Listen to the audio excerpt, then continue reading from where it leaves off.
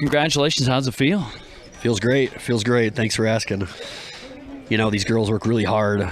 The summer, really, they lost last year by 3 shots, and it really hit hard, David. And you know, for them to work hard all summer and know what was at stake, to bring it and really persevere, you know, it just feels so good. And just to see the smiles on their faces, and you know, losing by 3 and then coming back and putting the work in, I think that's what it takes. So it feels great. What do you think they did to execute kind of the plan this weekend that allows you to come back and rally? You know, the plan was just stick to the game. I mean, we have a great core of girls. Having, 3 girls that, you know, average in the low 90s, and, you know, we have our 4 and 5 girls. They just brought it. They've been progressing all year, you know.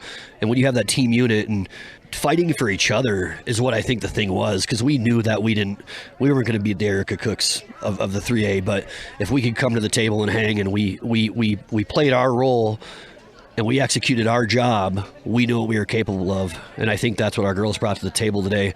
And just handle yourself on the golf course like with class, and just compete hard every hole, because it's funny how it comes down to a few strokes every time. And I think our girls, they kept their head high. And I told them, I said, I don't know when you're playing bad or when you're good, and that's a sign of somebody who plays with class and works really hard on the golf course. So they brought it this week, and I'm proud that they stuck to the game plan, and they didn't try to be more than they are. They just played Wheatland Bulldog golf. Speaking of that, you had to rally. You were down a couple strokes team-wise, and was there something that changed today, do you think, in the end?